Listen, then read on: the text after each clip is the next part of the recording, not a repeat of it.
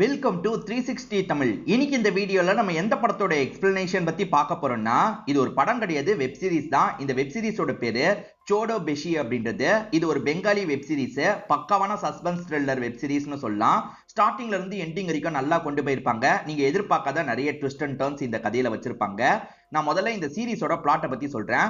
வனிதான்ற ஒரு ஆக்ட்ரஸ் இருக்காங்க. அந்த ஆக்ட்ரஸ்க்கு 80 கோடி ரூபாய் சொத்து இருக்கு. அந்த சொத்துக்காக யாரோ ஒருத்தர் இவங்களை கொல்றதுக்கு ட்ரை பண்றாங்க. வனிதாவோட பொண்ணு இருக்காங்கல்ல, என் அம்மாவை யாரோ கொல்றதுக்கு ட்ரை பண்றாங்க, யாரு என்னன்னு கண்டுபிடிச்சிருத்தாங்கன்னு நம்ம ஹீரோ கிட்ட வராங்க. நம்ம ஹீரோ ஒரு டிடெக்டிவா இருப்பாரு. சோ ஹீரோவை இந்த கேஸ் எடுத்து விசாரிக்கிறாரு. யார் இதுக்கு பின்னாடி இருக்க வாய்ப்பு இருக்குன்ற மாதிரிலாம் விசாரிக்கிறாரு. ஹீரோக்கும் நிறைய ஆபத்து வருது. அதை தாண்டி குற்றவாளியை கண்டுபிடிச்சாரா இல்லையான்னு சொல்றதுதான் மீதி கதை. கண்டிப்பா இந்த கதையும் என்னோட எக்ஸ்பிளனேஷனும் உங்களுக்கு பிடிக்கும்னு நம்புறேன். எக்ஸ்பிளனேஷனுக்குள்ள போறதுக்கு முன்னாடி வீடியோக்கு ஒரு லைக் போடுங்க. இந்த எக்ஸ்பிளனேஷன் பிடிச்சிருந்ததுன்னா ஐப்ன்ற ஆப்ஷனை கிளிக் பண்ணி சப்போர்ட் பண்ணுங்க. மேற்கொண்டு பேசி டைம் வேஸ்ட் பண்ணாம நம்ம நேரடியா எக்ஸ்பிளனேஷனுக்குள்ள போயிடலாம். படத்தோட ஸ்டார்டிங் சீனே நம்ம ஹீரோவா காட்டுறாங்க. இவரோட பேரை தீபக்னு வச்சுக்கலாம். இவரை பொறுத்த வரைக்கும் டிடெக்டிவா வேலை பார்த்துட்டு இருக்காரு. அதாவது ஒரு ஹஸ்பண்டுக்கு ஒய்ஃப் மேல சந்தேகம் இருக்கும். இவர் விசாரிக்கிறதுக்காக அந்த ஒய்ஃபை ஃபாலோ பண்றாரு. அந்த ஒய்ஃபுக்கு உண்மையாலேயே அஃபேர் இருக்கு போல, வேற ஒரு நபர் கூட நெருக்கமா இருந்துட்டு இருக்காங்க. இதை ஒரு வீடியோ மட்டும் எடுத்துக்கலாம், ஹஸ்பண்ட் கிட்ட காமிச்சிடலாம் அப்படின்ற மாதிரி நம்ம ஹீரோ தீபக் இருக்கார்ல, வீடியோ எடுக்க ஆரம்பிக்கிறாரு. அப்படி வீடியோ எடுத்துட்டு இருக்கும் போது இவரோட எக்ஸ் ஒய்ஃப் கிட்ட இருந்து கால் வருது. அந்த சவுண்ட் கேட்டு அவங்க ரெண்டு பேரும் உசாராயிடுறாங்க, இங்க இருந்து ஓடிடுறாங்க. இவரும் ஒய்ஃப் கிட்ட என்ன விஷயம்னு கேட்கும் போது, லாயரை பார்த்து பேசணும், நாளைக்கு சீக்கிரமா இந்த டைம் வந்துருன்ற மாதிரி சொல்றாங்க. சரி சரி வரன்ற மாதிரி இவர் திரும்புறாரு. அதுக்குள்ள அவங்க ரெண்டு பேர் கிளம்பி போயிருக்காங்க. இப்ப வேலை கொடுத்த ஹஸ்பண்ட பாக்குறதுக்காக வந்துடுறாரு. ஹஸ்பண்டுமே என் ஒய்ஃபுக்கு அஃபேர் போதான்ற மாதிரி கேட்கிறாரு. ஆமா சார், அஃபேர் போது, ஒரு பையன் கூட பழகிட்டு இருக்காங்கன்ற மாதிரி இவர் விஷயத்த சொல்றாரு. ப்ரூஃப் தான் கேட்கும் போது இவர்கிட்ட ப்ரூஃப் இல்லைன்னு சொல்றாரு. நான் எடுக்க ட்ரை பண்ண, மிஸ் ஆயிடுச்சுன்ற மாதிரி சொல்றாரு. அதனால இந்த ஹஸ்பண்ட் இருக்கார்ல, ஃபீஸை கொஞ்சம் கம்மியா தராரு. வீடியோ தான் எடுக்கல, அப்புறம் என்ன அப்படின்ற மாதிரி கம்மி ஃபீஸை தராரு. இப்பதான் ஹீரோவோட ஒய்ஃபை காட்டுறாங்க. இவங்க பேர் பிரியா அப்படின்றது. இவங்க ரெண்டு பேருக்கு மதுன்ற ஒரு சின்ன பொண்ணும் இருக்கா. ஆக்சுவலா இவங்க ரெண்டு பேர் பிரிஞ்சுட்டாங்கல்ல, கொஞ்ச நாள் பொண்ணு இவர்கிட்டயும் கொஞ்ச நாள் அவங்க கிட்டயும் இருக்க மாதிரி தான் பிளான் போல. இவர் சரியான டைமுக்கு வந்திருக்க மாட்டாரு. நீ எப்பவுமே இப்படிதான் இருக்கன்ற மாதிரி ஒய்ஃப் திட்டுறாங்க. இவங்க ரெண்டு பேர் பிரியிற நிலைமைக்கு காரணமும் இந்த டிடெக்டிவ் வேலையா இருக்கும். சரியான டைமுக்கு வரமாட்டாரு போல. இதெல்லாம் சொல்லி ஒய்ஃப் திட்டிட்டு இருக்கும் போது ஒய்ஃப் திட்டுறத பெருசா கண்டுக்காம இவருமே பொண்ணு கிட்ட விளையாடிட்டு இருக்காரு. அப்போ ஒரு ஸ்டேஜ்ல ஒய்ஃப் திரும்பி இவர் பண்ணிட்டு இருக்கிறதெல்லாம் கவனிச்சிடுறாங்க. இவ்வளவு நடந்ததுக்கு அப்புறமும் நீ திருந்த மாட்டல அப்படின்ற மாதிரி ஹஸ்பண்ட திட்டிட்டு இங்க இருந்து கிளம்புறாங்க. இவருமே பொண்ணை ரொம்ப நேரம் பார்க்க முடியலன்னு ஃபீல் பண்றாரு. இப்போ இந்த சீரிஸ்ல முக்கியமான கேரக்டரை காட்டுறாங்க. இவங்க பேரு வனிதா அப்படின்றது. இந்த வனிதாவை பொறுத்த வரைக்கும் ஆக்ட்ரஸா வேலை பார்த்துட்டு இருக்காங்க போல. இப்போ ஒரு ஷூட்டிங் ஸ்பாட்டுக்கு இவங்க கிளம்பணும் போல. போன் பேசிக்கிட்டே இவங்களுமே லிப்ட்ல ஏறதுக்காக வராங்க. ஆனா அதுக்குள்ள லிப்டோட வயர் கட் ஆகி லிப்ட் கீழே போய் விழுது. நம்ம ஏறி இருந்தா என்ன ஆயிருக்கும் அப்படின்ற மாதிரி இவங்களுமே பயங்கரமா ஷாக் ஆகுறாங்க. சோ இவங்களுக்கு ஏதோ பிரச்சனை இருக்குன்றது நமக்கு புரியுது. ஹீரோவை பொறுத்த வரைக்கும் இருக்க ஆபீஸ்க்கு வாடகை கூட ஒழுங்கா தராம இருக்காரு போல. இப்போ ஒரு பொண்ணு மீட் பண்ணோன்ற மாதிரி கேக்குறாங்க. சரி மீட் பண்ணலான்ற மாதிரி இவருமே ஒரு இடத்துல வச்சு அந்த பொண்ணை மீட் பண்றாரு. அந்த பொண்ணோட பேரு மஞ்சு அப்படின்றது. நமக்கு கொஞ்ச நேரத்துக்கு முன்னாடி வனிதான்னு ஒருத்தங்களை காமிச்சாங்கல்ல, அவங்களோட பொண்ணாதான் இந்த மஞ்சு இருப்பாங்க. அம்மாக்கு ஒரு ப்ராப்ளம்னு சொல்றாங்க. அம்மாவோட பேரை சொன்னோன்னா அந்த ஆக்ட்ரஸா அப்படின்ற மாதிரி கேட்கிறாரு. ஆமா, ஆக்ட்ரஸோட பொண்ணு தான் நானுன்ற மாதிரி இவங்க சொல்றாங்க. என்ன ப்ராப்ளம்னு கேட்கும் போது, என் அம்மாவை யாரோ சாவடிக்கிறதுக்கு ட்ரை பண்ணிட்டு இருக்காங்க, அது யாரு என்னன்றதை எனக்கு தெரிஞ்சுக்கணும், நீங்க தான் கண்டுபிடிச்சு சொல்லணும் அப்படின்ற மாதிரி இந்த மஞ்சுன்ற பொண்ணு சொல்றாங்க. ஆக்சுவலா அவங்கள பொறுத்த வரைக்கும் 2 கல்யாணம் பண்ணிருக்காங்க. முதல் கல்யாணம் ஃபெயிலியர் ஆயிருக்கும். அதனால ரெண்டாவதா ஒரு வயசானவரை கல்யாணம் பண்ணிருப்பாங்க. நீங்க ஃபர்ஸ்ட் ஹஸ்பண்டோட பொண்ணான்னு கேட்கும் போது இவங்களுமே ஆமான்ற மாதிரி சொல்றாங்க. இந்த விஷயத்தெல்லாம் கொஞ்சம் டீட்டெயிலா நம்ம ஹீரோ தீபக்கு எக்ஸ்பிளைன் பண்ண ஆரம்பிக்கிறாங்க. ஏறக்குறைய இவங்க 12th முடிச்சு காலேஜ் போன டைம்ல அப்பாக்கும் அம்மாக்கும் சண்டை வந்துகிட்டே இருக்கும். ஒரு ஸ்டேஜ்ல அந்த ஃபர்ஸ்ட் ஹஸ்பண்ட் இருக்கார்ல, இதுக்கப்புறம் என் லைஃப்ல நீ இருக்க தேவையில்ல, இங்க இருந்து போயிட்டுன்ற மாதிரிலாம் சொல்லியிருப்பாரு. அவருமே ஆக்டிங் சார்ந்த வேலை தான் பார்ப்பாரு. இப்படிதான் சண்டை ஏற்பட்டு ரெண்டு பேருமே பிரிஞ்சிருப்பாங்க. அப்படி பிரிஞ்சதுக்கு அப்புறம் தான் சௌத்ரி அப்படின்ற ஒருத்தரை அம்மா லவ் பண்ண ஆரம்பிச்சிருப்பாங்க. ஏறக்குறைய அப்பயே அவருக்கு 50 வயசு கிட்ட இருக்கும். ரெண்டு பேருமே லவ் பண்ணி கல்யாணம் பண்ணிக்கலாம்ன்ற மாதிரிலாம் முடிவு எடுத்திருப்பாங்க. அப்படி அந்த கல்யாண ஃபங்க்ஷனும் நடக்குது. அந்த சௌத்ரிக்கு ஏற்கனவே ஒரு பையன் ஒரு பொண்ணு இருக்காங்க. அவங்க ரெண்டு பேருக்கு பெருசா இந்த கல்யாணத்துல விருப்பம் இல்ல போல. அதுலயும் சௌத்ரியோட பையனுக்கு இந்த கல்யாணத்துல சுத்தமா விருப்பம் இல்ல போல. அவன் பேரு அருண் அப்படின்றது. அந்த அருண் என்ன பண்றானா, மஞ்சுவை கிண்டல் பண்ற மாதிரி பேசுறான். அது என்னன்னா, உனக்கே கல்யாண வயசு ஆயிருச்சு, இந்த நேரத்துல உன்னோட அம்மா ரெண்டாவது கல்யாணம் பண்றாங்க, இதெல்லாம் அசிங்கமா இல்லையான்ற மாதிரி கேட்டுட்டு போயிருப்பான். சோ என்னோட அம்மா கல்யாணம் பண்ணது அவங்க ரெண்டு பேருக்குமே பிடிக்கல. அதாவது இந்த அப்பா வந்து சொத்தை என்னோட அம்மா பேர்ல எழுதி வச்சிட்டாரு. அதனால அவங்க ரெண்டு பேருக்குமே தனிப்பட்ட முறையில செம்ம கோவம் இருக்கு. அதனால என் அம்மாவை சாவடிக்கிறதுக்கு அவங்க ரெண்டு பேர் தான் ட்ரை பண்ண வாய்ப்பு இருக்குன்ற மாதிரி சொல்றாங்க. அந்த ரெண்டு பேரோட டீடைல் வேணும்னு கேட்கும்போது அவங்க எங்க இருக்காங்கன்னு கூட எனக்கு தெரியல. சொத்துல பங்கு இல்லைன்னு தெரிஞ்சோன்னா வீட்டை விட்டு வெளியே போற நிலைமை வந்துருச்சு. எங்க போனாங்கன்னு தெரியல. அடிக்கடி அந்த பையன் மட்டும் அம்மாவை மிரட்டுறதுக்கு வருவான்ற மாதிரி சொல்றாங்க. ஆக்சுவலா ரீசெண்டா லிஃப்ட் அருந்து விழுந்தது பாத்தீங்களா, அதை பத்தி இவங்க சொல்றாங்க. இதை தாண்டி ஒரு நாள் அம்மா மேக்கப் பண்ணிட்டு இருக்கும்போது ரூம்ல மயங்கி விழுந்திருப்பாங்க. ஏதோ ஒரு புகைலாம் வந்து அம்மா மயங்கி விழுந்திருக்காங்க போல. அம்மாக்கு வீசிங் ப்ராப்ளம் இருக்கிறது தெரிஞ்சு யாரோ பண்ணிருக்காங்க. பிளான் பண்ணி யாரோ சாவடிக்கிறதுக்கு ட்ரை பண்றாங்க. யாருன்றதை நீங்க கண்டுபிடிச்சு தந்தா போதும். எனக்கு தெரிஞ்சு இந்த பையன் பொண்ணு தான் பண்ணிருக்க வாய்ப்பு இருக்குன்ற மாதிரிலாம் சொல்றாங்க. கவலைப்படாதீங்க, நான் பாத்துக்கிறேன்ற மாதிரி இவருமே சொல்லிட்டாரு. இவர் இப்ப ஆபீஸ்க்கு வரும்போது ஓனர் இந்த இடத்துக்கு வந்து கண்ணா பின்னான்னு திட்டுறாரு. 3 மாசமா இவர் வாடகை பாக்கிய தராம இருக்காரு போல. எப்பதான் தருவன்னு கேட்கும்போது இப்போ ஒரு கேஸ் கிடைச்சிருக்கு, நான் சீக்கிரமா தந்துடுறேன்னு ஓனர் அனுப்பி விடுறாரு. இவருக்கு தெரிஞ்ச ஒரு அங்கிள் இருப்பாரு, அவருமே டிடெக்டிவ் தான் போல. அவர்கிட்ட இந்த கேஸ பத்தி எல்லாம் இவர் ஷேர் பண்றாரு. அந்த பையன் பொண்ணு எங்க இருக்காங்கன்ற டீடைல் எனக்கு வேணும்னு சொல்றாரு. நம்மளோட குருவை யூஸ் பண்ணிக்கோ அப்படின்ற மாதிரி அங்கிள் சொல்றாரு. குருவை பொறுத்த வரைக்கும் இவங்களுக்கு சின்ன சின்ன ஹெல்ப் எல்லாம் பண்ணுவான் போல. சரி குருவை வச்சு விசாரிச்சுக்கலாம் அப்படின்ற மாதிரி இவருமே யோசிக்க ஆரம்பிக்கிறாரு.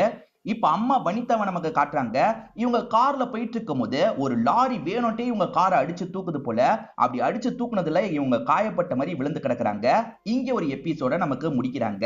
இப்ப நம்ம ஹீரோ வீட்டுல தூங்கிட்டு இருக்கும் போது போன் கால் வருது. அந்த பொண்ணு தான் கால் பண்ணி அம்மாக்கு திரும்பி இந்த மாதிரி நடந்திருக்குன்ற மாதிரி சொல்றாங்க.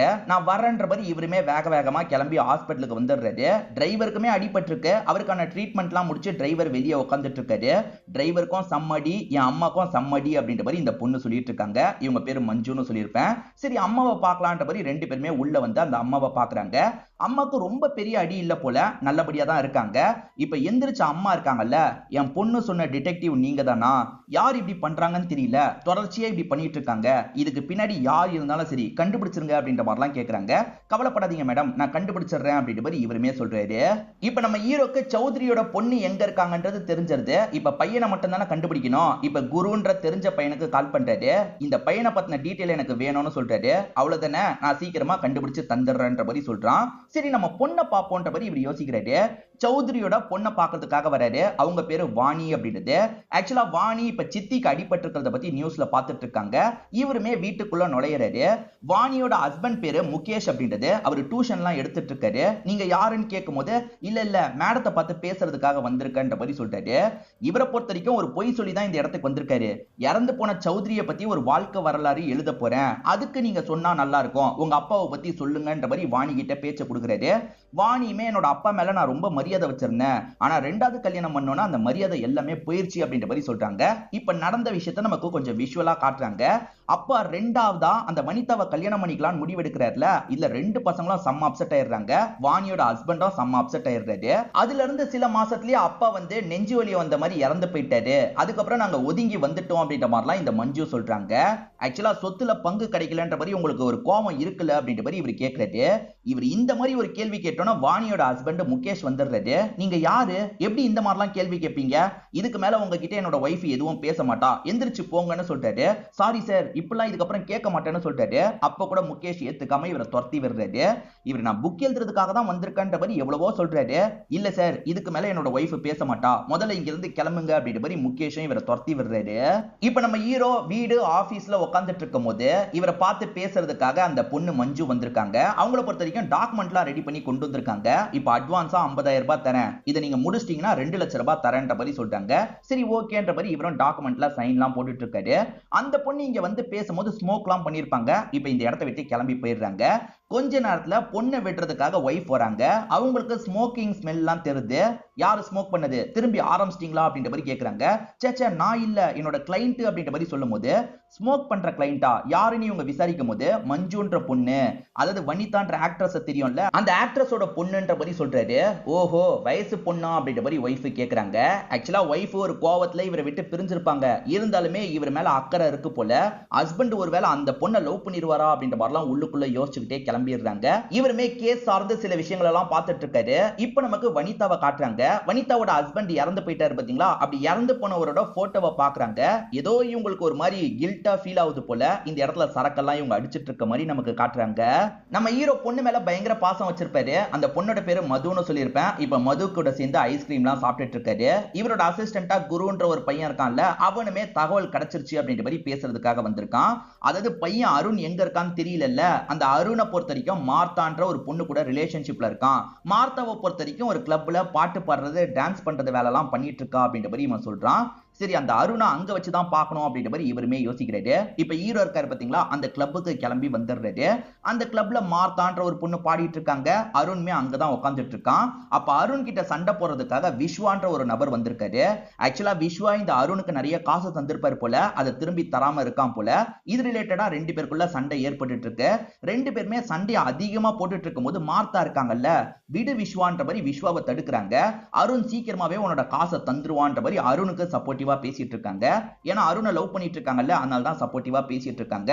இது எல்லாத்தையும் நம்ம ஹீரோ லாங்ல இருந்து கவனிச்சிட்டு இருக்காரு. இப்ப நைட் நேரம் ஹீரோ இருக்காரு பாத்தீங்களா, மார்த்தாவை பாக்குறதுக்காக வந்துடுறாரு. மார்த்தா யாரு என்னன்ற மாதிரி கேட்கும்போது, நான் சௌத்ரியோட வரலாறை எழுதலான்னு இருக்கேன், உங்ககிட்ட பேசணும், அதே சமயம் அருண் கிட்டயும் பேசணும்ன்ற மாதிரி சொல்லிட்டாரு. இப்ப அருண் யாரு என்னன்னு விசாரிக்கிறதுக்காக அந்த இடத்துக்கு வந்துடுறாரு. இவர் அருண் கிட்டயும் அதே விஷயத்த சொல்றாருல, சரி வாங்க உட்காருங்க அப்படின்ற மாதிரி அருண்மே இவர்கிட்ட பேசலாம் ஆரம்பிக்கிறாரு. ஆக்சுவலா உங்க அப்பா ரெண்டாவதா ஒரு திருமணம் பண்ணார்ல, அதுல உங்களுக்கு பெருசா விருப்பம் இல்ல அப்படின்ற மாதிரிலாம் ஹீரோ கேட்கிறாரு. அந்த வயசுல ரெண்டாவது கல்யாணம் பண்ணா யார் ஏத்துப்பான்ற மாதிரி இந்த பையன் கோவப்படுறாரு. நான் பொறுப்பே இல்லாம இருந்தேன், அதனால தான் அப்பா ரெண்டாவது கல்யாணம் பண்றதுக்கான முடிவை எடுத்தாருன்ற மாதிரி இவருமே சில விஷயங்களை சொல்றாரு. ஆக்சுவலா அப்பா ரெண்டாவது கல்யாணத்துக்கான ஏற்பாடுலாம் பண்ணும்போது அருண் நேரடியாவே அப்பாவை திட்டிருப்பான். இந்த வயசுல உனக்கு இதெல்லாம் தேவையான்ற மாதிரி திட்டிருப்பான். அதுக்கு அப்பா இருக்கார்ல, நீ ஒழுங்கா இருந்தா நான் எதுக்காகடா இந்த மாதிரி ஒரு முடிவை எடுக்க போறேன், நீ பொறுப்பே இல்லாம இருக்க, உன்னை நம்பி என்னோட சொத்தெல்லாம் எப்படி ஒப்படைக்க முடியும்ன்ற மாதிரிலாம் பையனை திட்டுற மாதிரி பேசியிருப்பாரு. இப்ப எனக்கு சொத்தை தராம அந்த ஒய்ஃபுக்கு சொத்தெல்லாம் எழுதி வச்சிட்டாரு, என் அப்பாவை கொன்னதே அவளா இருக்கதான் வாய்ப்பு இருக்குன்ற மாதிரி இவனுமே ரொம்ப புலம்பிட்டு இருக்கான். இப்பயும் அந்த லேடி கிட்ட காசெல்லாம் கேட்பேன், அவ எனக்கு தரவே மாட்டான்ற மாதிரி இவன் கோவப்பட்டு பேசிட்டு இருக்கான். இப்ப ஹீரோவா அங்க இருந்து கிளம்பிடுறாரு. ஒய்ஃபு கிட்ட இருந்து கால் வருது. என்ன இன்னைக்கு அவ வந்தாளான்ற மாதிரி ஒய்ஃபு கேக்குறாங்க. அதாவது அந்த வனிதாவோட பொண்ணு மஞ்சு வந்தாளான்ற மாதிரி கேக்குறாங்க. இவங்களுக்கு லைட்டா பொசசிவா இருக்குல்ல, அதனால தான் இந்த மாதிரி கேக்குறாங்க. சேச்சா இன்னைக்கெல்லாம் அவ வரலன்ற மாதிரி இவருமே சொல்றாரு. இப்பதான் இவரு யாரோ இவரை வாட்ச் பண்றதை கவனிக்கிறாரு. எவனோ ஒருத்தன் கேப் போட்ட மாதிரி இவரையே கவனிச்சிட்டு இருக்கான். இவர் பெருசா எடுத்துக்க மாட்டாரு. கொஞ்ச நேரத்துல இவரோட ஃப்ரெண்ட்ஸ் எல்லாம் இந்த இடத்துக்கு வராங்க. ஃப்ரெண்ட்ஸ் எல்லாருமே நல்ல பொசிஷன்ல இருக்கிறவங்களா இருப்பாங்க, அதாவது போலீஸ் ஆபீசராலாம் இருப்பாங்க. இப்ப எல்லாருமே கலந்து பேசும்போது இவருமே பண்ணிட்டு இருக்க வேலையை பத்தி சொல்றாரு. ஓஹோ, அந்த மஞ்சு பொண்ணா, அவளோட ஷோ இன்னைக்கு இருக்குன்ற மாதிரி ஒரு ஷோவை வைக்கிறாரு. அந்த மஞ்சு பொண்ணு மியூசிக்லாம் நல்லா பண்ணுவாங்க போல. மஞ்சுக்கு பக்கத்துல நந்தான்னு ஒருத்தன் இருக்கான்ல, அந்த நந்தாவும் மஞ்சுவும் லவ் பண்ணிட்டு இருக்காங்கன்ற மாதிரி இங்க இருக்க ஃப்ரெண்ட்ஸுங்க சொல்றாங்க. ஓஹோ, அவளுக்கு லவ் மேட்டர்லாம் இருக்கா, எதுக்காக நம்ம கிட்ட சொல்லல அப்படின்ற மாதிரி இவருமே யோசிக்க ஆரம்பிக்கிறாரு. ஏற்கனவே ஒருத்தன் ஹீரோவை வாட்ச் பண்ணிட்டு இருந்தான் பாத்தீங்களா, இப்பயும் அவன் வாட்ச் பண்ணிட்டு இருக்கான். அவனை போய் அமுக்கணும்ன்ற மாதிரி இவர் வேகமா வெளியே ஓடி வந்துட்டு இருக்காரு. அவனுமே பார்த்து பயந்து இங்க இருந்து தப்பிச்சு ஓட ஆரம்பிக்கிறான். அவன் தப்பிச்சு ஓடினதுக்கு அப்புறம் ஒரு கார் இருக்குல்ல, வேணும்ட்டே ஹீரோவை இடிக்கிற மாதிரி வருது. நல்ல வேலையா ஹீரோ அந்த கார்ல படாம விலகிடுறாரு. அந்த கார்ல வந்தவங்க ஏதோ ஒரு பேப்பரை போட்டு போறாங்க. என்ன பேப்பர்னு இவர் பிரிச்சு படிச்சா, இந்த கேஸை விட்டு நீ விலகிருன்ற மாதிரி போட்டிருக்கு. யார் இந்த மிரட்டல் லெட்டரை நமக்கு போட்டிருப்பா அப்படின்ற மாதிரி இவருமே பயங்கரமா யோசிக்கிறாரு. இங்க ஒரு எபிசோட் முடியுது. இறந்து போன சௌத்ரிக்கு ஒரு பொண்ணு இருக்காங்கல்ல, பேரு கூட வாணின்னு சொல்லியிருப்பேன். வாணிக்கு அப்பாவையும் ஃபர்ஸ்ட் அம்மாவையும் ரொம்ப பிடிக்கும். இப்ப அவங்க திங்ஸ் எல்லாம் எடுத்து பார்க்கும் போது அப்பாவோட டைரியை பாக்குறாங்க. அப்பா டைரியில சில விஷயங்கள் எழுதியிருக்காரு. அதை பார்த்து ஷாக் ஆயிடுறாங்க. இதை பத்தி உடனே தம்பி கிட்ட சொல்லணும்ன்ற மாதிரி தம்பிக்கு கால் பண்றாங்க. ஆனா அவன் போனை எடுக்கவே மாட்டான். ஆக்சுவலா ஹீரோவை ஒரு மர்ம நபர் வாட்ச் பண்றாருல, அந்த மர்ம நபர் இப்ப ரெண்டு அடியாளுங்களை பாக்குறதுக்காக வராரு. இவனை நீங்க அடிக்கணும்ன்ற மாதிரி சொல்லிட்டாரு, அதாவது ஹீரோவை அடிக்கணும்ன்ற மாதிரி சொல்லிட்டாரு. அவ்வளவுதானே, இவ்வளவு காசு செலவாகும்ன்ற மாதிரி இவங்களுமே இந்த நபர்கிட்ட காசெல்லாம் வாங்குறாங்க. இப்ப ஹீரோ வனிதா கிட்ட விசாரிக்கிறதுக்காக வீட்டுக்கு வந்திருக்காரு. வனிதாவோட திங்ஸ் எல்லாம் எடுத்து பார்த்துட்டு இருக்காரு. அப்பன்னு பார்த்து டிரைவர் இந்த இடத்துக்கு வந்தோன்னா டிரைவர் கிட்ட பேசலாம் நினைக்கிறாரு. இப்ப நீங்க ஓகேவான்னு கேட்கும் போது டிரைவர் ஓகேன்ற மாதிரிலாம் சொல்லிட்டு இருக்காரு. நீங்க ஒருத்தர் தானே டிரைவர்னு கேட்கும் போது இல்ல இந்த வீட்டுல மொத்தமா 2 டிரைவர்ஸ் இருக்கும்ன்ற மாதிரி இவருமே சொல்றாரு. சரி, அன்னைக்கு ஆக்சிடென்ட் எப்படி ஆச்சுன்னு கேட்கும்போது வேணும்ட்டே லாரிக்காரன் இடிச்ச மாதிரியே எனக்கு தோணுது தம்பி அப்படின்ற மாதிரி இவர் சொல்றாரு. மேடம் எப்பவுமே ரைட் சைடு தான் உட்காருவாங்க, ஆனா லெஃப்ட் சைடு அந்த வாட்டி உட்காந்தாங்க அப்படின்ற மாதிரி சொல்றாரு. அதாவது ஆக்சிடென்ட் நடக்க போறது தெரிஞ்சே லெஃப்ட் சைடுல உட்காந்தாங்கன்ற மாதிரி இந்த டிரைவர் சொல்றாரு. டிரைவர் எதுக்காக இந்த மாதிரி சொல்றாரு அப்படின்ற மாதிரி ஹீரோவும் கொஞ்சம் வித்தியாசமா பார்த்துட்டு இருக்காரு. அப்பன்னு பார்த்து 2 பேர் சண்டை போட்டுக்கிற சவுண்ட் கேக்குது. ஏன்னா இப்ப கூட இந்த வனிதா கிட்ட சண்டை போடுறதுக்காக அந்த அருண் வந்திருக்கான் போல. எனக்கு ஏகப்பட்ட கடன் இருக்கு, கொஞ்சம் காசு தான்ற மாதிரி கேட்கறான். உனக்கு இந்த சொத்துல எந்த ஒரு பங்கும் இல்லல்ல, எதுக்காக வந்து தொல்லை பண்ற, இங்க இருந்து போன்ற மாதிரி திட்டி அனுப்பி விடுறாங்க. இவன் கிளம்பலான்னு நினைக்கும் போது ஹீரோ இருக்கிறத கவனிக்கிறான். ஓஹோ, இவங்க கிட்டயும் அந்த வரலாறை பத்தி கேட்கறதுக்காக வந்திருக்கியா, கேட்டுக்கோ போன்ற மாதிரிலாம் கத்தி விட்டுட்டு கிளம்பிடுறான். சோ வனிதாவை நம்ம சந்திக்கவே வேணான்ற மாதிரி ஹீரோவும் கிளம்பிடுறாரு. இந்த அருண் கிட்ட விஸ்வான்ற ஒரு நபர் சண்டை போட்டாரு பாத்தீங்களா, அந்த விஸ்வா கிட்ட இவர் பேசுறாரு. விஸ்வா என்ன சொல்றாருன்னா, நானும் அருணும் ஃப்ரெண்டு தான், என்கிட்ட இருந்து நிறைய காசை வாங்கிட்டான், எனக்கு சொத்து கிடைச்சோன்னா தரேன்னு சொன்னான், ஆனா அவனுக்கு சொத்து கிடைக்கிற மாதிரியே இல்ல, அதனால தான் காசு கேட்டு சண்டை போட்டேன்ற மாதிரிலாம் சொல்லிட்டு இருக்காரு. சோ இவரை பொறுத்த வரைக்கும் அருணை பத்தி விசாரிக்கிறாருல, அதை மார்த்தா கவனிச்சிடுறாங்க. நீ எதுக்காக எப்ப பாரு அருணை பத்தி விசாரிச்சுட்டு இருக்க, இங்க இருந்து கிளம்பு அப்படின்ற மாதிரிலாம் மார்த்தா சத்தம் போடுறாங்க. அந்த மஞ்சுவோட ஷோவை பாக்குறதுக்காக இவர் நேரடியா ஃப்ரெண்ட்ஸுங்க கூட வந்திருக்காரு. மஞ்சுவுமே நீங்க என்ன பண்றீங்கன்ற மாதிரி கேக்குறாங்க. உன் ஷோவை பாக்குறதுக்காக தான் வந்திருக்கேன், உன் பாய் ஃப்ரெண்டை பத்தி என்கிட்ட சொல்லவே இல்லைன்ற மாதிரி கேக்குறாரு. சொல்லணும்னு தோணல, அதனால தான் சொல்லலன்ற மாதிரி சொல்றாங்க. இவரை பொறுத்த வரைக்கும் இவங்களே சந்தேகப்படுற மாதிரி பேசுறாரு. அது என்னன்னா, நீ நந்தாவை லவ் பண்றது உன் அம்மாக்கு பிடிக்கல கரெக்டான்னு கேக்குறாரு. இவங்களும் ஆமான்னு சொல்றாங்க. அதனால நீயே கூட உன் அம்மாவை சாவடிக்கிறதுக்கு ட்ரை பண்ணிருக்கலாம்ல அப்படின்ற மாதிரி கேக்குறாரு. நீங்க என்ன பேசிட்டு இருக்கீங்க, நான் எதுக்காக பண்ண போறேன், நீங்க சந்தேகப்படுறீங்கன்னா ஓகே, ஆனா உண்மை எனக்கு வேணும், உண்மை ஏதாவது ஆதாரப்பூர்வமா ப்ரூவ் பண்ண முடிஞ்சா ப்ரூவ் பண்ணுங்கன்னு சொல்றாங்க. சரி ஓகேன்ற மாதிரி இவருமே இந்த இடத்துல ஏத்துக்கிறாரு. இப்ப அவங்க பண்ற ஷோவெல்லாம் பார்த்துட்டு இருக்காரு. அவங்க நந்தாவை லவ் பண்றாங்கல்ல, அவரை ஸ்மைல் பண்ணிக்கிட்டே பார்த்துட்டு இருக்காங்க. சோ இப்ப ஷோவெல்லாம் முடிஞ்சதுக்கு அப்புறம் அவங்க ரெண்டு பேருக்குள்ள பயங்கர சண்டை வருது. அந்த நந்தா அடிக்கடி இவங்க கிட்ட காசு கேட்பான் போல. என்ன பார்த்தா ஏடிஎம் மாதிரி தெரியுதா, என்கிட்ட அவ்வளவு காசு இல்லைன்னு சொல்றாங்க. உன் அம்மா தான் நிறைய சேர்த்து வச்சிருக்கால, எனக்கு கொஞ்சம் தான்ற மாதிரி நந்தா சொல்றான். இது ரிலேட்டடா ரெண்டு பேருக்குள்ள சண்டை ஏற்படுது. இது எல்லாத்தையுமே இவர் தள்ளி இருந்து கவனிச்சிட்டு இருக்காரு. இப்ப ஹீரோ வீட்டுக்கு போயிட்டு இருக்கும் போது பொண்ணு கிட்ட இருந்து கால் வருது. அப்பா என்னோட பர்த்டே வருது, கிஃப்ட் வாங்கி தருவீங்கன்னு கேட்கும் போது கண்டிப்பா வாங்கி தருவோமா அப்படின்ற மாதிரி அப்பாவும் சொல்றாரு. இப்ப ஒய்ஃப் பேச ஆரம்பிக்கிறாங்க. அவளுக்கு பிடிச்ச மாதிரி ஏதாவது கிஃப்டா பார்த்து வாங்கி தாங்கன்ற மாதிரி சொல்றாங்க. சரி ஓகே ஓகே நான் பாத்துக்கிறேன் அப்படின்ற மாதிரி இவருமே சொல்லிட்டு இருக்காரு. அன்னைக்கே பேசாம போயிட்டார்ல, இப்ப திரும்ப வனிதாவை பார்த்து பேசுறதுக்காக வந்துடுறாரு. அந்த ஆக்சிடென்ட பத்தி தான் விசாரணை பண்ணிட்டு இருக்காரு. எப்பவுமே நீங்க ரைட் சைடுல உட்காருவீங்களாமே, அன்னைக்கு மட்டும் எதுக்கு லெஃப்ட் சைடுல உட்கார்ந்தீங்கன்னு கேக்குறாரு. சட்டுன்னு இந்த வனிதாக்கு என்ன சொல்றதுன்னு தெரியல. அப்படிலாம் இல்ல, நான் எல்லா சைடும் மாறி மாறி தான் உட்காருவேன்ற மாதிரி சமாளிக்கிறாங்க. லைட்டா இவங்க சமாளிக்கிற மாதிரியே தோணுது. சோ இந்த ஆக்சிடென்ட் இவங்க பிளான் பண்ணிருப்பாங்களா அப்படின்ற மாதிரி லைட்டா ஹீரோ சந்தேகப்படுறாரு. நான் கிளம்புறேன்ற மாதிரி கிளம்பிடுறாரு. பொண்ணோட பர்த்டேக்கு கிஃப்ட் வாங்கணும்ல, பொண்ணுக்கு என்ன பிடிக்கும்ன்றது இவருக்கு தெரியாது. இப்ப ஒய்ஃபுக்கு கால் பண்ணி இது ஓகேவா இருக்குமான்ற மாதிரிலாம் கேட்டு கிஃப்ட வாங்குறாரு. இப்ப ஹீரோவும் சௌத்ரியோட லாயரை பாக்குறதுக்காக வந்துடுறாரு. அவர் சொத்து எப்படி போனோம்னு எழுதி வச்சிருக்காருன்றத தெரிஞ்சுக்கிறதுக்காக தான் வந்திருக்காரு. இங்க இருக்க லாயரும் சில விஷயங்களை சொல்றாரு. அது என்னன்னா, அவருக்கு அப்புறம் அவரோட செகண்ட் ஒய்ஃபுக்கு போனோம்னு எழுதி வச்சிருக்காரு. ஆனா அதுலயும் ஒரு ட்விஸ்ட் வச்சிருக்காரு. அது என்னன்னா, செகண்ட் ஒய்ஃப் கடைசி வரைக்கும் கல்யாணம் பண்ணிக்காம இருக்கணும். அதாவது இவர் இறந்து போனதுக்கு அப்புறம் கடைசி வரைக்கும் கல்யாணம் பண்ணிக்காம இருந்தாதான் அவங்களே சொத்தை அனுபவிக்க முடியும். இதுவே அவங்க அடுத்ததா ஒருத்தரை கல்யாணம் பண்ணிக்க நினைச்சா அவங்களுக்கு சொத்து போகாது, திரும்பி பசங்களுக்கு போயிடும். அப்படிதான் அவர் உயில்ல எழுதி வச்சிருக்காரு அப்படின்ற மாதிரி சொல்றாரு. ஓஹோ, இந்த லேடி வந்து அவர் போனதுக்கு அப்புறம் சிங்கிளா தான் இருக்கணும், வேற யார் கூடயாவது சேர்ந்தா சொத்து திரும்பி கையை விட்டு போயிடும் எழுதி வச்சிருக்காரா அப்படின்ற மாதிரி ஹீரோ தெரிஞ்சுக்கிறாரு. இங்க இருந்து கிளம்ப ஆரம்பிக்கிறாரு. இவர் இதை பத்தி யோசிச்சுக்கிட்டே வந்துட்டு இருக்கும் போது ஏற்கனவே அந்த மர்ம நபர் ரெண்டு பேர்கிட்ட வேலை தந்தான்ல, அந்த ரெண்டு பேரும் இந்த இடத்துக்கு வந்துடுறாங்க. இந்த கேஸை விசாரிக்கிறத நிறுத்திருன்ற மாதிரி போட்டு சம்மடி அடிச்சிட்டு இருக்காங்க. யாருன்னு ஹீரோ கேக்குறாரு. அவனுங்க அடிச்சு போட்டுட்டு இங்க இருந்து கிளம்பி போயிடுறாங்க. அன்னைக்கு வாணி கால் பண்ணும்போது தம்பி வந்திருக்கவே மாட்டான். இன்னைக்கு தம்பியை வீட்டுக்கே வர வச்சிடுறாங்க. டே தம்பி, இந்த டைரியை படிச்சு பாடுறான்ற மாதிரி டைரியில இருக்கிறத காட்டுறாங்க. இவனுமே படிச்சு பார்த்து ஷாக் ஆயிடுறான். அது என்னன்னா, அந்த சித்தி இருக்காங்கல்ல, அப்பா சௌத்ரிய டார்ச்சர் பண்ணிருக்காங்க போல. இது எல்லாமே தெரிஞ்சிருது இல்ல, இதை வச்சு அந்த சித்தியை மிரட்டணும்ன்ற மாதிரி யோசிக்கிறான். எனக்கு இவ்வளவு காசு வேணும், நீ என்னோட அப்பாக்கு பண்ணதெல்லாம் எனக்கு தெரிஞ்சிருச்சு, என்கிட்ட ப்ரூஃபும் இருக்கு, எனக்கு காசு தான்ற மாதிரி மிரட்டிட்டு இருக்கான். அவங்களுமே லைட்டா ஜர்க் ஆகுறாங்க. இவங்க என்னெல்லாம் அந்த ஹஸ்பண்டை டார்ச்சர் பண்ணாங்க அப்படின்றது நமக்கு கிளியரா தெரியல.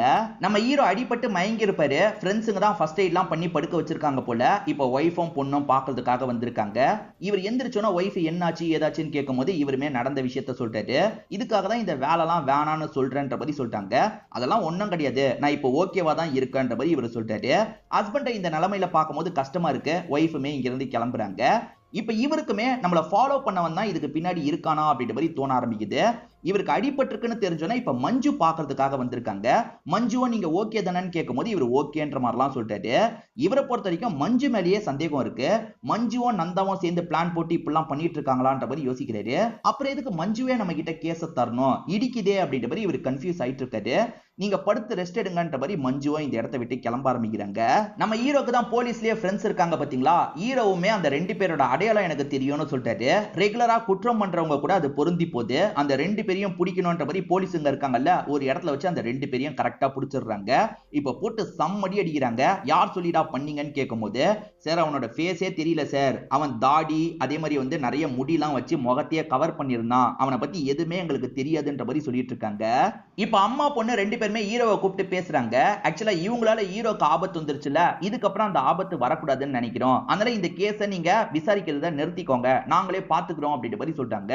என்ன திடீர்னு இப்படி சொல்றீங்க, இதெல்லாம் ஒண்ணும் இல்ல, நான் பாத்துக்கிறேன்ற மாதிரி சொல்லிட்டாரு. ஆனா நிறுத்திக்கோங்கன்ற மாதிரி அந்த அம்மா ஸ்ட்ரிக்ட்டா சொல்லிடுறாங்க.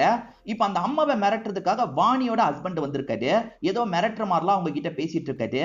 இந்த ஆளு எதை வச்சு மிரட்டிட்டு இருக்கான் அப்படின்ற மாதிரி ஹீரோவும் யோசிச்சுட்டு இருக்காரு. அப்ப பொண்ணு இருக்காங்கல்ல, இந்த கேஸை விட்டு நீங்க விலகிருங்கன்ற மாதிரி சொல்றாங்க. என்னங்க திடீர்னு கேஸை விட்டு விலக சொல்றீங்க, நீங்க இதுக்கப்புறம் ஃபீஸே தரலனாலும் பரவாயில்ல, நான் மேற்கொண்டு இந்த கேஸை விசாரணை பண்ணுவேன், குற்றவாளியை கண்டுபிடிப்பேன்ற மாதிரிலாம் பேசிட்டு போறாரு. இவர் என்ன இப்படி சொல்றாருன்ற மாதிரி பொண்ணும் கொஞ்சம் வித்தியாசமா பாக்குறாங்க. ஹீரோக்கு தெரிஞ்ச ஒரு அண்ணன் இருக்காருல, அந்த அண்ணன் கிட்ட இவருமே கேஸை பத்தி எல்லாம் சொல்லிட்டு இருக்காரு. உனக்கு யார் மேல சந்தேகம்னு கேட்கும்போது இவர் 4 பேர் மேல சந்தேகம் இருக்கிறதா சொல்றாரு. அந்த பையன் பொண்ணு மேல, அதே மாதிரி மஞ்சு மேல, அதே மாதிரி பொண்ணோட ஹஸ்பண்டா முகேஷ்னு ஒருத்தர் இருக்காருல, அவர் மேல சந்தேகம் இருக்குன்னு சொல்றாரு. சோ 4 பேர் மேல ஹீரோ சந்தேகப்பட்டு இருக்காரு. இத பத்திலாம் இந்த அண்ணன் கிட்ட பேசிட்டு இருக்கும்போது ஒய்ஃபுமே பாக்குறதுக்காக வந்திருக்காங்க. என்ன திடீர்னு வந்திருக்கன்னு கேட்கும்போது, உங்களுக்கு பிரியாணி பிடிக்கும்ல, பொண்ணு தர சொன்னா அதனால தான் வந்தன்ற மாதிரி ஒய்ஃப் சொல்றாங்க. ஆனா பொண்ணு இருக்கால, நான்லாம் தர சொல்லப்பா, அம்மா தான் தரணும்னு வந்தாங்கன்ற மாதிரி சொல்றா. சோ ஒய்ஃப் திரும்பி நம்மள நேசிக்க ஆரம்பிச்சிட்டான்ற மாதிரி இவருமே உள்ளுக்குள்ள சந்தோஷப்படுறாரு. இப்ப வனிதா இருக்காங்கல்ல, ஷூட்டிங்லாம் முடிச்சுட்டு கார்ல போயிட்டு இருக்காங்க. அப்ப கார் ஏடகடமா ஒரு இடத்துல இடிச்சு ஆக்சிடென்ட் ஆகுது போல. இந்த பக்கம் ஹீரோ ஃபேமிலியோட சேர்ந்து பிரியாணி சாப்பிட்டுட்டு இருக்காரு. அந்த பக்கம் அவங்க கார் கொஞ்சம் கொஞ்சமா எரிஞ்சிட்டு இருக்கு. அவங்க அந்த கார்ல மாட்டி இறந்து போயிட்டாங்கன்ற மாதிரி நமக்கு காமிச்சிட்டு இருக்காங்க. காலையில ஹீரோக்கு அதெல்லாம் தெரியல. ஹீரோ முகேஷ் கிட்ட விசாரணை பண்றதுக்காக வராரு. இவர் வனிதா கிட்ட ஏதோ கோபமா பேசினாரு பாத்தீங்களா, என்ன பேசுறதுக்காக போனீங்கன்ற மாதிரிலாம் இவர் கேட்டுட்டு இருக்காரு. அதெல்லாம் எதுக்காக உன்கிட்ட சொல்லணும், சொல்ல முடியாதுன்ற மாதிரி முகேஷ் சொல்றாரு. அப்படி சொன்ன முகேஷ் வேகமா இங்க இருந்து கிளம்பி போயிடுறாரு. அப்பதான் ஹீரோக்கு போன் மூலியமா ஒரு தகவல் தெரிய வருது. வனிதா இறந்து போயிட்டாங்கன்ற மாதிரி தான் தகவல் தெரிய வருது. இவருமே ஃப்ரெண்டு போலீஸா பாக்குறதுக்காக வந்துடுறாரு. இந்த ஃப்ரெண்டு போலீஸ் ஹீரோ கிட்ட மட்டும் இல்லாம அந்த பொண்ணு மஞ்சு கிட்டயும் சொல்லியிருப்பார் போல. மஞ்சுவும் இதை கேட்டு பயங்கரமா ஃபீல் பண்ணி இருக்காங்க. நீங்க தான் பாடியை கன்ஃபார்ம் பண்ணோம், ஏன்னா பயங்கரமா எரிஞ்சிருக்கு, எங்களால ஐடென்டிஃபை பண்ண முடியலன்ற மாதிரி இன்ஸ்பெக்டர் சொல்லிட்டாரு. இப்போ பொண்ணுமே அம்மாவோட பாடியை பார்த்துட்டு இருக்காங்க. இவங்களாலயும் ஐடென்டிஃபை பண்ண முடியல. ஆனா அம்மாவோட நகையில இருந்து எல்லாமே அங்க இருக்குல்ல, இது மூலியமா அம்மான்ற மாதிரி இவங்க கன்ஃபார்ம் பண்றாங்க. அம்மா இறந்து போயிட்டாங்களே அப்படின்ற மாதிரி ஹீரோவை கட்டி பிடிச்சி இந்த இடத்துல அழுதுட்டு இருக்காங்க. அந்த லேடி இறந்து போனதை நினைச்சு அருண் ரொம்ப சந்தோஷப்பட்டு இருக்கான். அருண் கிட்ட இப்ப நிறைய காசும் இருக்கு. என்ன இவன் சந்தோஷப்பட்டு இருக்கான், ஒருவேளை இவன் தான் இந்த விஷயத்தை பண்ணானா அப்படின்ற மாதிரி மார்த்தா இருக்காங்க, கொஞ்சம் சந்தேகம் கலந்த மாதிரி பார்த்துட்டு இருக்காங்க. இப்ப வனிதா யாருக்கு எழுதி வச்சிருக்காங்கன்ற மாதிரி ஒரு கேள்வி இருக்குல்ல, லாயரை சந்திச்சு பேசுறதுக்காக எல்லாருமே வந்திருக்காங்க. அந்த குடும்பத்தை சேர்ந்த எல்லாருமே வந்திருக்காங்க. இப்ப லாயருமே அவங்க யாருக்கு எழுதி வச்சிருக்காங்க அப்படின்றத சொல்ல ஆரம்பிக்கிறது. அவங்கள பொறுத்த வரைக்கும் உங்கள யாருக்குமே எழுதி வைக்கல, ஒரு என்ஜிஓக்காக தான் எழுதி வச்சிருக்காங்கன்ற மாதிரி சொல்றாரு. இத கேட்கிற எல்லாருமே பயங்கரமா ஷாக் ஆயிடுறாங்க. இதுல ரொம்ப ஷாக் ஆனதுன்னா மஞ்சு தான். ஏன்னா மஞ்சுவை பொறுத்த வரைக்கும் அம்மா கண்டிப்பா நமக்கு தான் எழுதி வச்சிருப்பாங்க அப்படின்ற மாதிரிலாம் யோசிச்சிருப்பாங்க. ஆனா நமக்கு கூட எழுதி வைக்கலையான்ற மாதிரி மஞ்சுக்கு ஒரே ஷாக்கா இருக்கு. அதே மாதிரி மத்தவங்க கொஞ்சமாவது நமக்கு எழுதி வைப்பாங்க அப்படின்ற மாதிரிலாம் நினைச்சிருப்பாங்க. ஆனா எல்லாத்தையும் ஒரு என்ஜிஓக்கு எழுதி வச்சிட்டாங்களே அப்படின்ற மாதிரி கடுப்பாயிடுறாங்க. இந்த இடத்துல அருண் இருக்காருல, அருண் என்ன சொல்றாருன்னா, என்ஜிஓக்கு எழுதி வச்சதெல்லாம் ஏத்துக்க முடியாது, நீங்க ஏதாவது பண்ணுங்க, லாயர் தானே, ஏதாவது பண்ணுங்க, எங்களுக்கே கிடைக்கிற மாதிரி பண்ணுங்க, உங்களுக்கு கமிஷன் மாதிரி தரோன்ற மாதிரிலாம் சொல்றாரு. இல்ல இல்ல அப்படிலாம் என்னால பண்ண முடியாது அப்படின்ற மாதிரி இவருமே சொல்றாரு. அட பாவமே, அவ்வளோ காசுமே என்ஜிஓக்கு போக போதான்ற மாதிரி எல்லாருமே புலம்புறாங்க. ஹீரோவோட ஒய்ஃப் பிரியாணி எடுத்துட்டு வந்து தந்தாங்கல்ல, அந்த டிஃபன் பாக்ஸை எடுக்கிறதுக்காக வந்திருக்காங்க. இவருமே ஒய்ஃப் கிட்ட அந்த வயசுல ஒருத்தர் எதுக்காக கல்யாணம் பண்ண நினைக்கணும்ன்ற மாதிரி கேட்கிறாரு. வேற எதுக்கா இருக்கும், வாரிசுக்கா இருக்கும்ன்ற மாதிரி சொல்றாங்க. வாரிசுக்கா, ஏற்கனவே அருண் இருக்கான்ல அப்படின்னும் போது, அந்த அருண் எப்ப பாரு பொழப்பே இல்லாம குடிச்சிட்டு இருக்கான்ல, அதனால வேற ஒரு வாரிசுக்காக கூட இந்த கல்யாணத்தை பண்ணிருக்கலாம்னு ஒய்ஃப் சொல்றாங்க. அப்படி கூட இருக்குமோ அப்படின்ற மாதிரி இவர் யோசிக்க ஆரம்பிக்கிறாரு. அந்த ரெண்டாவது கல்யாணத்துக்கு அப்புறம் என்னோட அப்பா ரொம்ப வீக் ஆயிட்டாரு அப்படின்ற மாதிரி பொண்ணு வாணி சொல்லியிருப்பாங்க. எதனால வீக் ஆயிருக்க வாய்ப்பு இருக்குன்னு இவங்க யோசிக்கும் போது இவங்களுக்கு ஒரு விஷயம் தோணுது. அதாவது அந்த வயசுல குழந்தை பெத்துக்கிறது கஷ்டம் இல்ல, அதுக்கான ட்ரீட்மெண்ட் அவர் எடுத்துக்கலாம்ன்ற மாதிரி யோசிக்கிறாங்க. ஒய்ஃப் தான் இதெல்லாம் சொல்றாங்க, இவருமே ஆமான்ற மாதிரி ஏத்துக்கிறாரு. இவர் அந்த லேடியை பார்க்கறதுக்காக வீட்டுக்கு போகும்போது சில விஷயங்களை எடுத்து பார்த்தாரு பாத்தீங்களா, அதுல ஒரு மருத்துவரோட குறிப்பு இருக்கு. அந்த மருத்துவர்கிட்ட ஏதாவது பண்ணிருக்க வாய்ப்பு இருக்கான்ற மாதிரி இவருக்கு தோணுது. இப்ப அந்த மருத்துவரை பார்க்கறதுக்காக வந்துடுறாரு. அதாவது சித்த வைத்தியம்னு சொல்லுவாங்கல்ல, அந்த மாதிரி ஒரு பெரியவரை பார்க்கறதுக்காக வந்திருக்காரு. இந்த மாதிரி சௌத்ரி வந்திருக்காரான்னு கேட்கும்போது, சௌத்ரிலாம் வந்த மாதிரி ஞாபகம் இல்லைன்னு சொல்றாரு. யார் வந்தாலும் ரெஜிஸ்டர்ல நான் எழுதி வச்சிருவேன், ரெஜிஸ்டரை வேணா பாத்துக்கோங்கன்ற மாதிரி ரெஜிஸ்டரை எடுத்து தந்துடுறாரு. அதுல ஒரு லேடியோட பேர் இருக்கு. அந்த லேடியோட பேரை வந்து மஞ்சு சொல்லி இவர் கேட்டிருப்பாரு. என் பாட்டியோட பேருன்ற மாதிரி மஞ்சு சொல்லியிருப்பாங்க. இந்த லேடி பேர் எதுக்காக இருக்கு, சரி இந்த டீட்டெயிலா நம்ம நோட் பண்ணி வச்சுக்கலாம்ன்ற மாதிரி இவருமே போட்டோ மாதிரி எடுத்து வச்சுக்கிறாரு. ஏற்கனவே இந்த அருண் வனிதாவை மிரட்டின மாதிரி காமிச்சாங்கல்ல, அப்படிதான் காசு சம்பாரிச்சிருக்கான் போல. அந்த காசை நல்லா செலவு பண்ணிக்கிட்டே ரோட்ல நடந்து வந்துட்டு இருக்கான். ஒரு வண்டி இவனை அடிச்சு தூக்குது.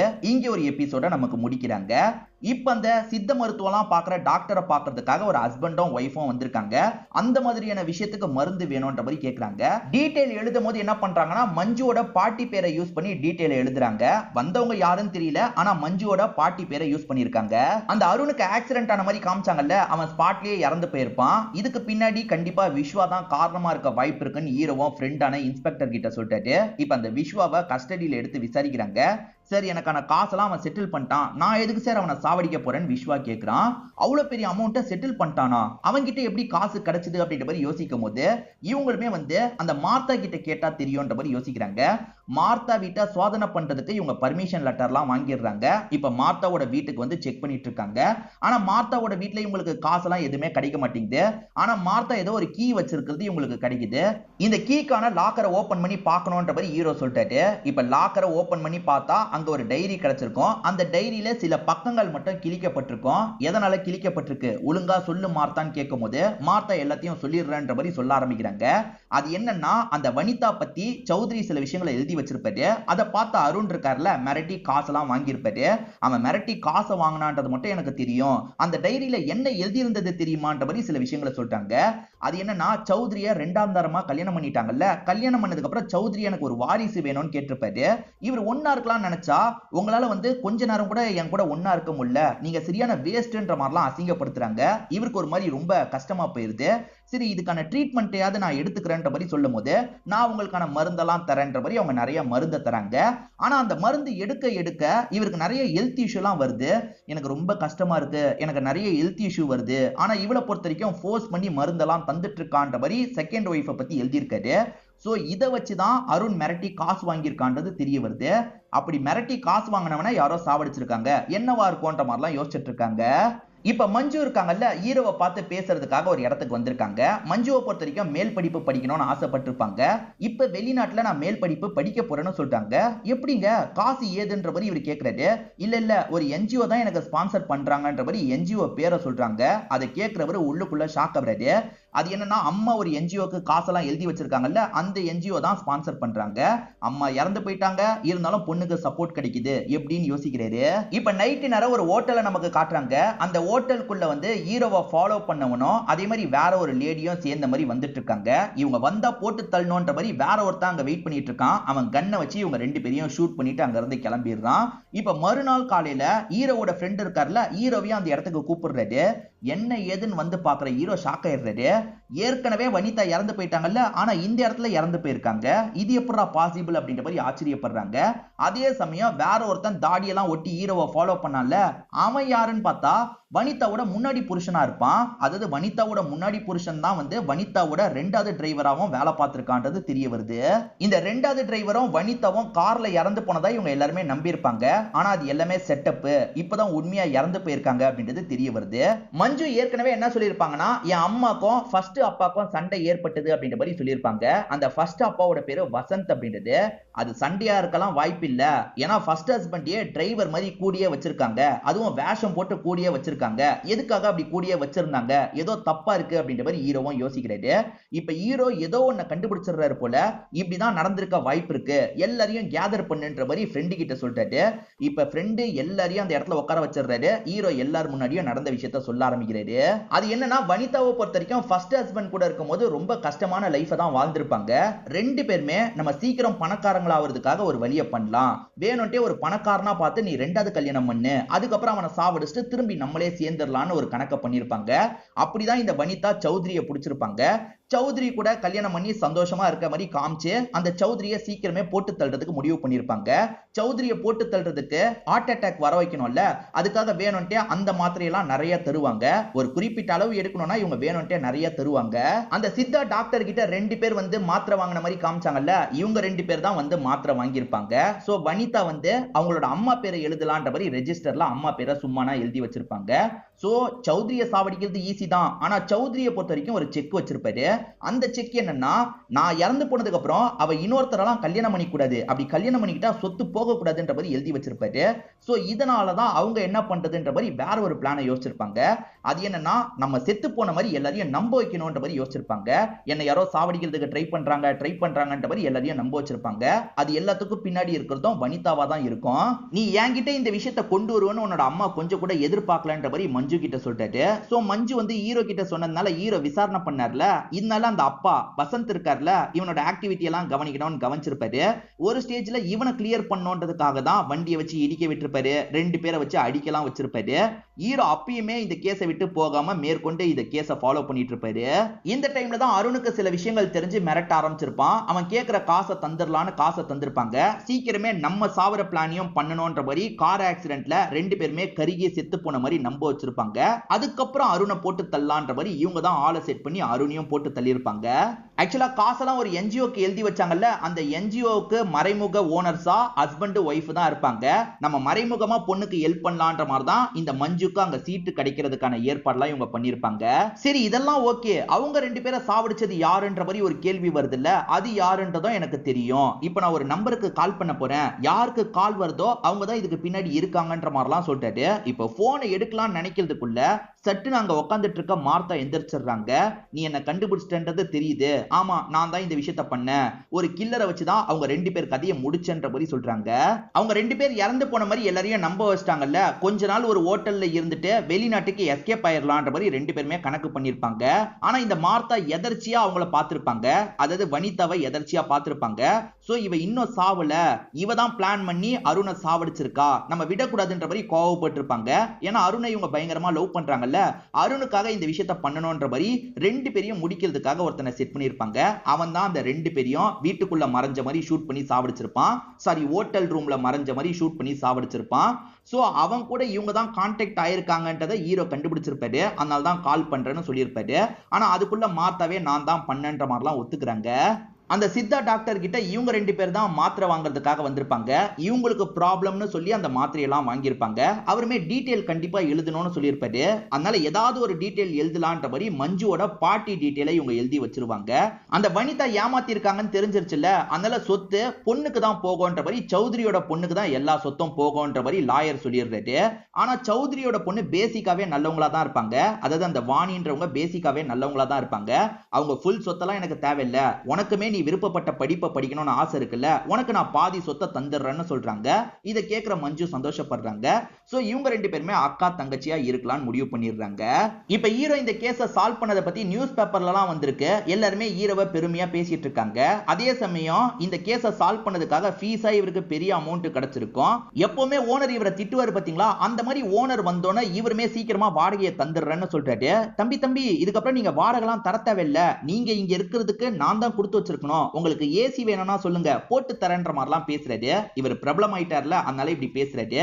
இதோடயே நமக்கு இந்த சீரிஸோட கதையை முடிக்கிறாங்க. கண்டிப்பா இந்த சீரிஸ்ல வந்த ட்விஸ்ட் அண்ட் டர்ன்ஸ்லாம் உங்களுக்கு பிடிச்சிருக்கும்னு நம்புறேன். இந்த வீடியோ உங்களுக்கு பிடிச்சிருந்ததுன்னா லைக் பண்ணுங்க, கமெண்ட் பண்ணுங்க, மறக்காம 360 தமிழ் சேனலை சப்ஸ்கிரைப் பண்ணுங்க.